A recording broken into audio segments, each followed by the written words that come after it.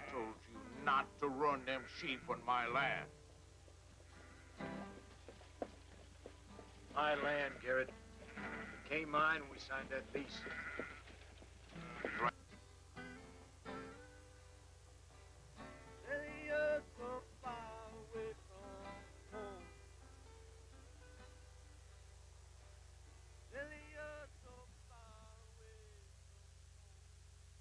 Hi, I'm Robert Osborne for the Movie Channel. What a difference a country makes. In London, there's good news for the movie Family Business. Over here, you know, it died and died fast, despite having such box office names as Dustin Hoffman, also Sean Connery and Matthew Broderick, all directed by the great Sidney Lumet.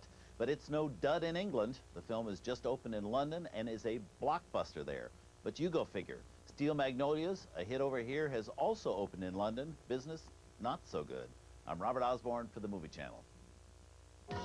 Stand-up comic Sam Kinison has something new to scream about. His ex-wife is suing him for $50,000 in unpaid alimony. Her lawyer, good old Marvin Mitchelson, slapped Sam with a lawsuit for back payment since their divorce last May.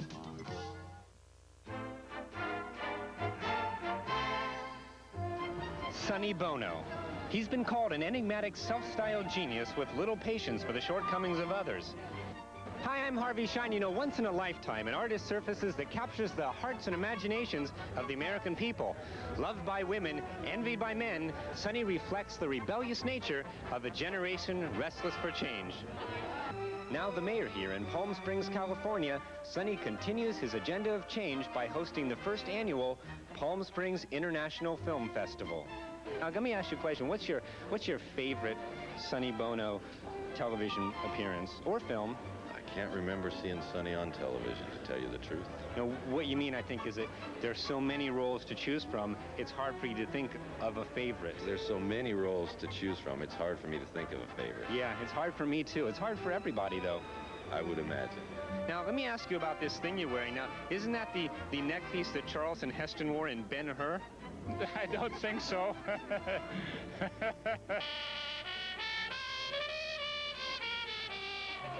With Cher's perfume priced at a prohibitive $40, Sonny has also entered the fragrance arena with a unique scent of his own. Yes, that's right. Sonny perfume is now available in this stylish decanter and the handy economy size. Well, we're going to go on in here. This is the back entrance to Sonny's restaurant, and we're just going down to the kitchen now. Oh my gosh! Well, you got to be careful down here. I'm going to punch this guy out. You know, that's always a good joke. He's going to lose, you know, a day's pay because of that little gag. But we're going to go on down here and go down to the nuts and bolts of Sonny's restaurant. You know, it takes a lot more than people realize to create the kind of food that he's so famous for. Now, these are bacon irons. Now, it's a task not for the squeamish, but you have to sit here and iron this bacon all day long. It's a terrible chore, but thank God somebody's here to do it. I mean, he's been on The Love Boat. He's been on Scooby-Doo. He's even been on Marcus Welby, MD. Did you know that? No, I didn't. Absolutely, yeah. Let's go with The Love Boat. I like that. He was good on that. He was? Yeah, he was. Oh, he was. Don't say that as a question, Dorothy. Did you know it was the 25th anniversary of I Got You, Babe?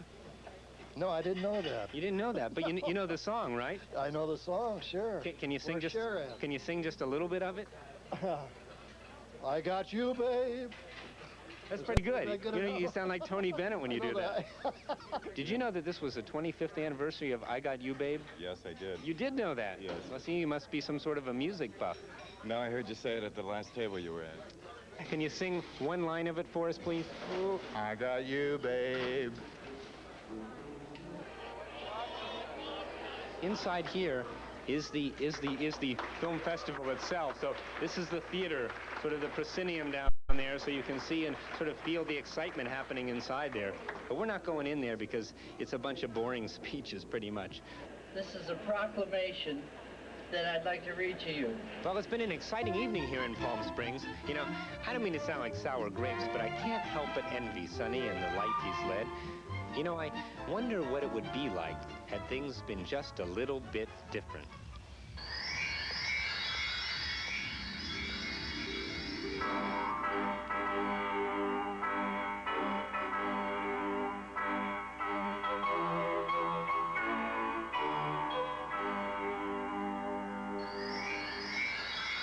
Well, cheesy dream sequences aside, I think we can all agree that Sonny has touched all of our lives in a very, very, very special way. Until we speak again, I'm Harvey Shine.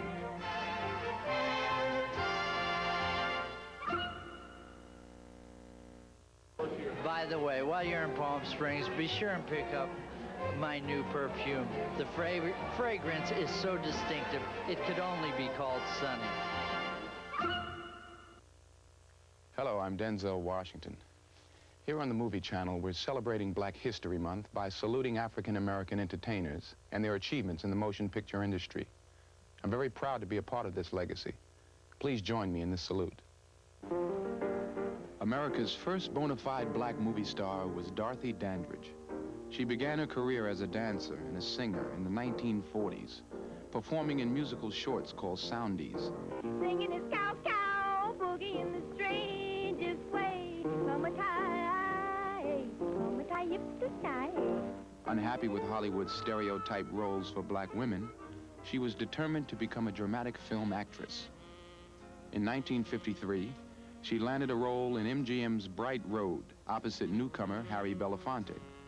4 years later, she shattered a motion picture taboo when she played the love interest of a white actor in the film Island in the Sun. But her greatest triumph came when Otto Preminger cast her in the title role of Carmen Jones. Look, boy, don't go put me on no stand. I don't answer to nobody. You got nothing to hide.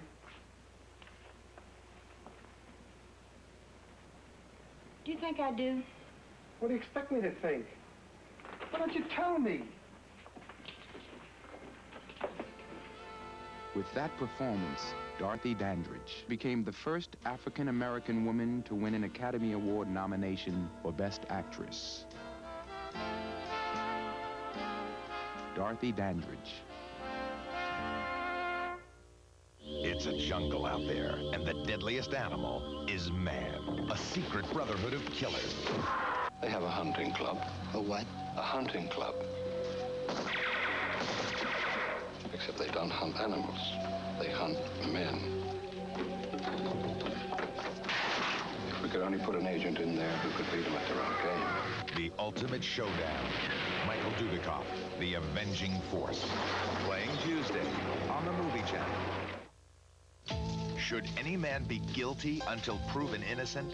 That guy that they arrested, he was the wrong guy. I'm not saying it was a conspiracy exactly. Law enforcement is too disorganized for that. Shukai Kim is innocent. Yeah, well, only Shu and God know that. I know that. It all comes down to a trade-off. No, nobody dies until I hear the truth. James Woods, Robert Downey Jr., True Believer. Coming soon on the Movie Channel.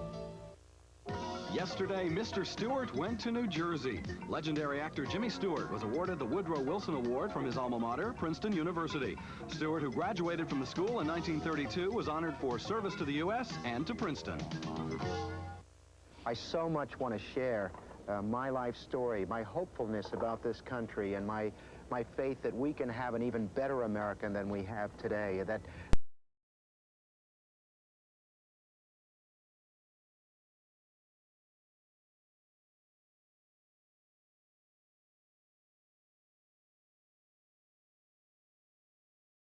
such a beautiful place. You're T6, paralyzed from the mid-chest down. Probably you'll be in a wheelchair for the rest of your life. Do you understand what I'm saying? Well, Doctor, what... Will I ever be able to have children? No. No, but we have a very good psychologist here. He's helping. Oh, I'll a lot walk of again. No, I know Let I'll me walk tell you again. something, Ron. You will never walk again. Despite his will to walk again, Kovic remains paralyzed from the chest down. He explains the need he felt to put his story on paper. I was desperate. My back was against the wall. I didn't know if I was going to live or die. I felt that I didn't want to die having been a loser.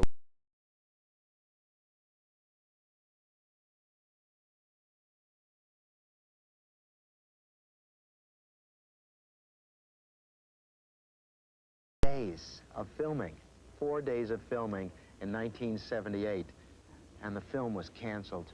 Oliver Stone and I were brokenhearted.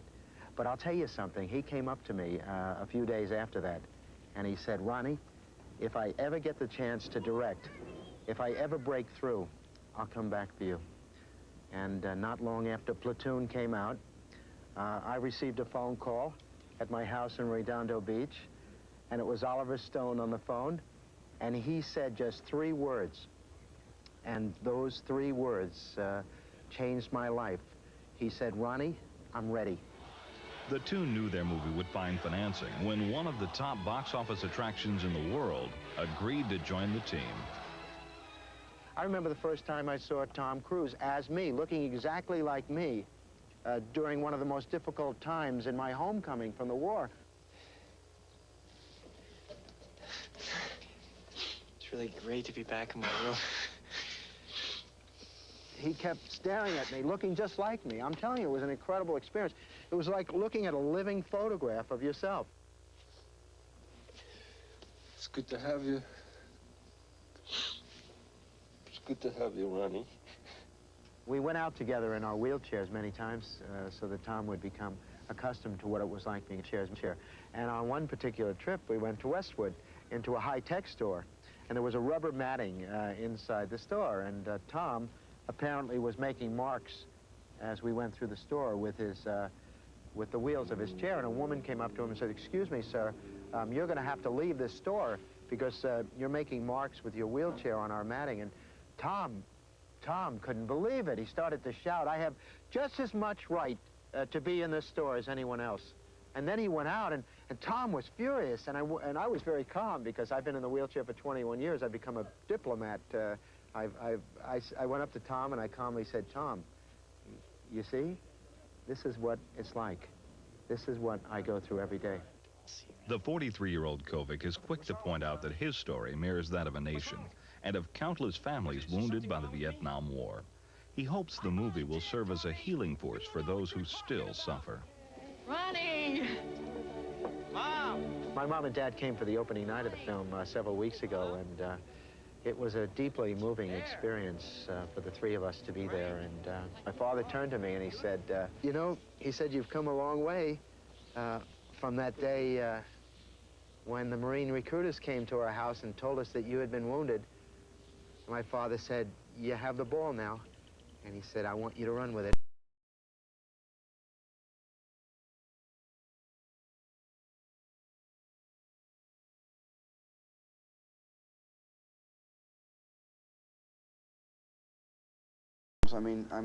The first film, of course, I saw was The Greatest Show on Earth by C.B. DeMille. That was the first movie I ever went to see with my dad at 3 years old. But there were other films that had a major influence on me. Surprisingly enough, Touch of Evil by Wells, I saw before I ever saw Citizen Kane. I wasn't the aficionado that people think I was growing up. I would just see the films that were in theaters when I was able to be old enough to go see films on my own. And I saw Lawrence of Arabia, which might have had the most profound effect on my becoming a filmmaker. The Movie Channel makes it easy to shift your VCR into maximum overdrive because now you can record movies every night with no promotional interruptions on VCR Overnight. Tonight, tape 3 Frankenstein Saga Classics, starting at 1:15 a.m., 12:15 Central with Young Frankenstein, followed by Haunted Summer and Frankenstein. It's the easiest way ever to feed your machine a nightly dose of movies. VCR Overnight. Start taping now and watch when you want.